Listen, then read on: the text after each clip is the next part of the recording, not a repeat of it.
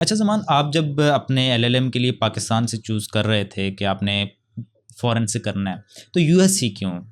Multiple options हैं, लोग अक्सर यूके जाते हैं जहाँ से सारा लॉ ओरिजिनेट हुआ है, या कनाडा लोग जाने का सोचते हैं, तो आपने यूएस का ही क्यों सोचा?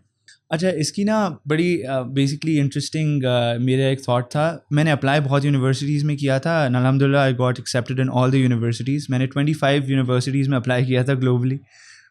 तो उसमें यूके की यूनिवर्सिटीज़ भी थी, ऑस्ट्रेलिया भी था, यूएस भी था, इवन उसमें कैनेडियन यूनिवर्सिटीज़, यूरोप की भी 2 यूनिवर्सिटीज़ थी।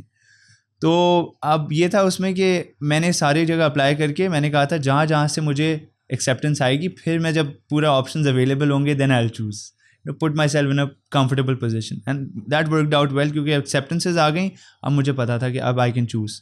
तो फिर यूएस का डिसीजन मैंने इसलिए लिया क्योंकि यूएस की जो लीगल एजुकेशन है और लीगल जो प्रैक्टिस है उसने हमेशा से मुझे बड़ा एडमायर किया। इवन पॉप कल्चर से सूट्स देखें या बेटर कॉल सॉल देखें, all these like legal practice जो आप देखते हैं ना, तो बड़ी एक एडवर्सेरियल लीगल प्रैक्टिस होती है यूएस में। तो वो जो आपको जिस तरह ट्रेनिंग मिलती है वहाँ पे, जिस तरह के प्रैक्टिशनर्स होते हैं, तो उनसे सीखने का I always admired those lawyers. And then again certain justices of the US as well, जिनकी judgments have really inspired me. तो अब ये था, उसके बाद आई थॉट के एक I also have to stand out and do an LLM from the US. UK, on the other hand, was also an option, but UK, I personally felt, was very overcrowded with applications, or that wouldn't let me set apart in the legal fraternity because there are multiple people coming with a UK LLM.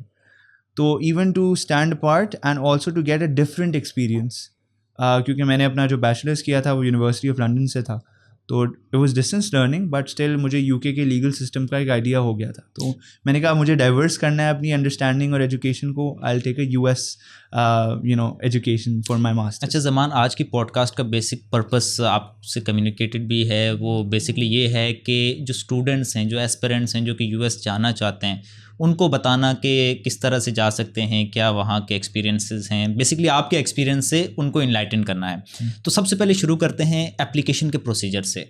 क्या procedure होता है US की master degree के लिए in general, and LLM के लिए specifically requirements क्या होती हैं और प्रोसीजर किस तरह से प्रोसीड करता है? सो नहीं, आई एम ग्लैड हमारा दैट आपने जो है वो इसके लिए किया मेरे पास, क्योंकि मल्टीपल लिंक्डइन पे भी जो है वो क्वेश्चंस आते हैं कि किस तरह हम अप्लाई करें। तो I think this is a great platform to address all the questions.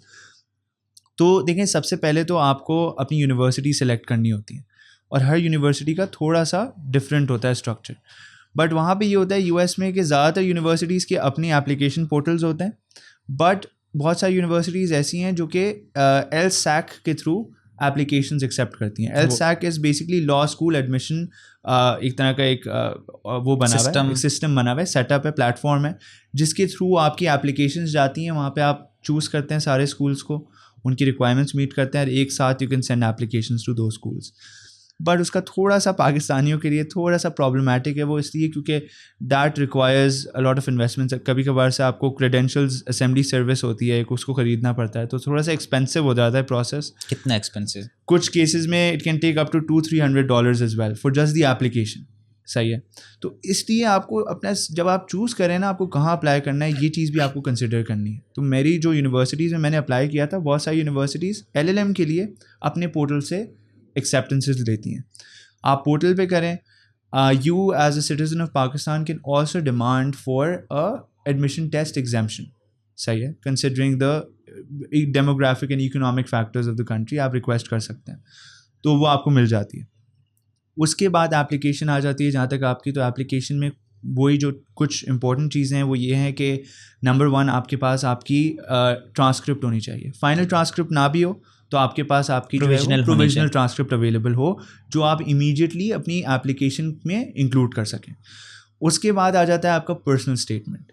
अब personal statement is extremely important. US में आपको पर्सनल स्टेटमेंट बनाना है, तो यूएस और यूके में जो फ़र्क है अपना LLM में, दैट इज़ दैट के US takes a holistic overview of your profile. वो सिर्फ आपकी ग्रेड्स नहीं चाहता। यूएस में कोई कैप भी नहीं दिखेगी अभी आपको, जैसे यूके में होती है कि ओनली 2 1s कैन अप्लाई और first class required for application. नहीं, दे टेक होलिस्टिक ओवरव्यू। देखेंगे कि भाई अगर आप हमाद हो, आप अप्लाई कर रहे हो, तो आपकी ग्रेड्स तो हैं, but who are you other than your grades, what sets you apart from other applicants, क्योंकि उनको पता है सभी अच्छे ग्रेड्स वाले अप्लाई कर रहे हैं, तो आपको क्यों लें over someone who has same grades. तो फिर वो देखते हैं आपका प्रोफेशनल एक्सपीरियंस, आपकी इंटर्नशिप्स कहाँ हैं, आपका मूटिंग एक्सपीरियंस काउंट्स अ लॉट, सही मूट कोर्ट्स का, क्योंकि एडवोकेसी की एक उनको आइडिया होता है आपकी अंडरस्टैंडिंग का, तो वो एक चीज़ देते हैं। तो आप वो सारा बेसिकली अपने टैलेंट्स को लिस्ट डाउन करते हो, अपनी एक्स्ट्रा करिकुलर एक्टिविटीज़ को लिस्ट डाउन करते हो, इन्वॉल्वमेंट्स को करते हो, वर्क एक्सपीरियंस है वो डालो उसमें, and you make a compelling case of your overall profile कि this is who I am and this is why I deserve a seat. And of course you also have to satisfy कि why that school, why the LLM program, और why that specialization. अब LLM में specializations भी आती हैं अगर आप general LLM नहीं कर रहे तो फिर आपको ये वाले क्वेश्चंस को सेटिस्फाई करना होता है। एक दफ़ा आपका पर्सनल स्टेटमेंट हो गया, make a good personal statement. AI का इस्तेमाल ना करें, लोग करते हैं, बहुत सारे पकड़े जाते हैं आजकल, पकड़े जाते हैं।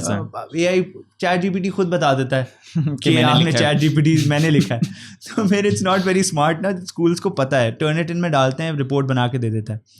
तो फिर ये होता है कि डोंट डू दैट। एक दफ़ा के बैठ के आपको इन्वेस्टमेंट करनी है अपने टाइम की, अच्छा बनाओ, रीचेक कराओ लोगों को जिन्होंने अप्लाई किया, उनको दिखाओ, reach out for guidance, make that document most important document upload करो। एडिशनली आपको अपनी रेज्यूमे जो है वो अपलोड करनी होती है।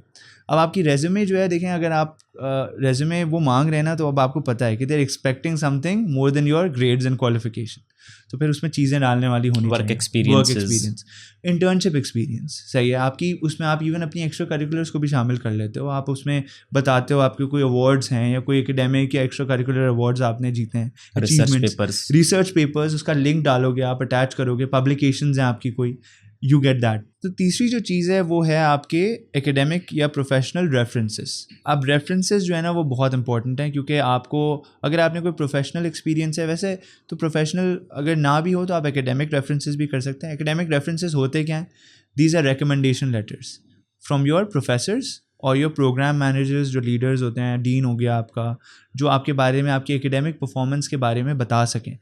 कोई रैंडम आदमी नहीं होना चाहिए, इसमें भी बड़ा स्पेसिफिक होना चाहिए, या तो आपका प्रोफेसर हो जिसने आपको पढ़ाया हो, या तो आपका डीन हो जो आपसे इंटरेक्ट करता हो, या इवन आपका कोई कोच हो या ट्रेनर हो, इंस्ट्रक्टर हो, वो भी काउंट हो सकता है।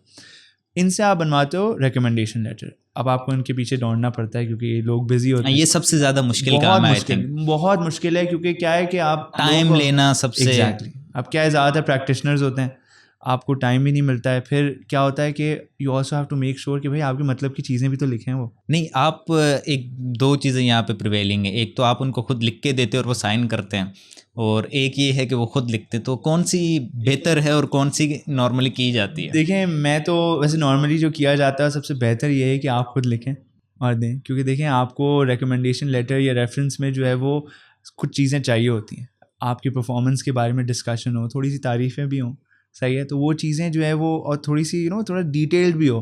कोई बेसिक 2 लाइनर होगा तो उनको पता होगा यार ये तो सबके लिए यही आता है, क्या स्पेशल है इसमें।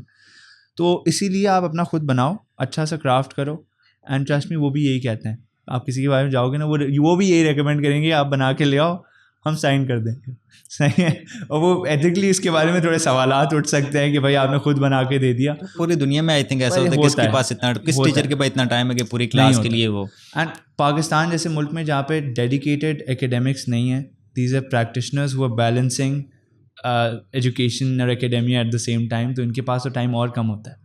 तो फिर अब ये है कि फिर इसमें आपको जो है ना वो थोड़ा सा ये बना के दे दो, दैट इज़ सेटिस्फाइड।